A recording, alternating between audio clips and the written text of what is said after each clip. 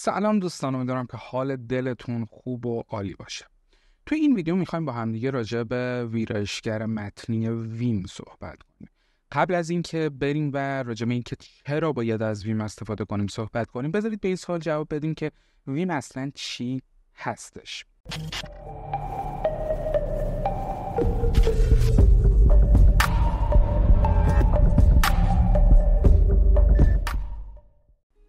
ویم یه تکست ادیتوره که تحت ترمینال اجرا میشه و شما میتونید اون رو توی ترمینال باز کنید.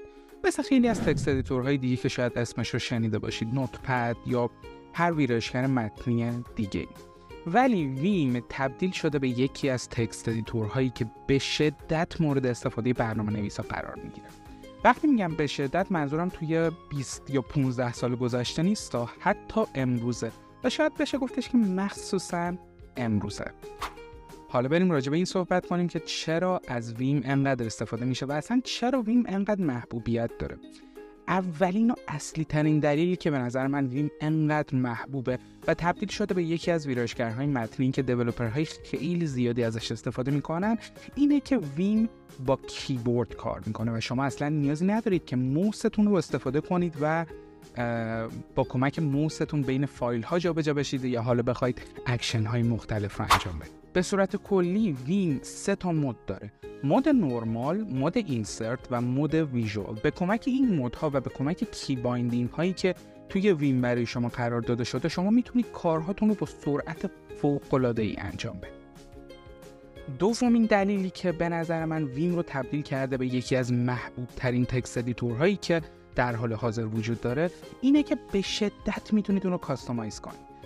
پلاگین ها و اکستنشن های خیلی زیادی وجود داره که شما میتونید اونها رو روی ویم، نئو ویم یا تکست ادیتورهای دیگه که بر پایه ویم هستن نصب کنید و اون رو تبدیل به یه IDE کامل کنید.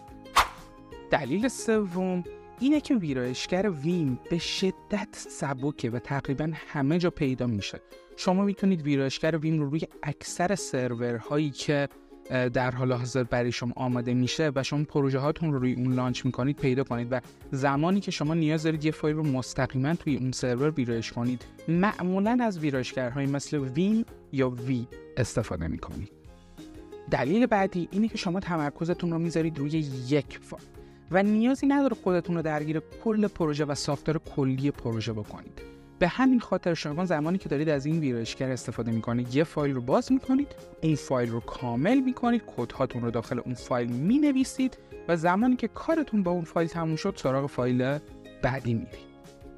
دلیل بعدی که یکی از دلایل اصلیه که خود من از ویم استفاده میکنم اینی که زمانی که شما از ویم استفاده میکنید وارد زون میشید. منظور من چیه؟ منظور من اینه که زمان استفاده از ویم حواس شما با جابجا شدن بین فایل‌های مختلف، استفاده کردن از امکاناتی که ویرایشگرها و آیدی ها بهتون میدن پرت نمیشه و به همین خاطر تمرکزتون به صورت کامل روی کدنویسی و پروژه‌تون گذاشته نمیشه.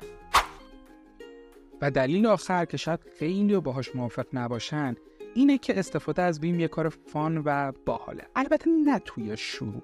شاید شما هم اینو شنیده باشید که ورودتون به ویم با خودتونه و خروجتون با خودست. بار اولی که من داشتم از ویم استفاده می‌کردم یادمه که مجبور شدم ترمینال رو ببندم برای اینکه بتونم از ویم خارج بشم، چون نمیدونستم کی بایندینگ ها و کامند هایی که توی ویم وجود داره چیه.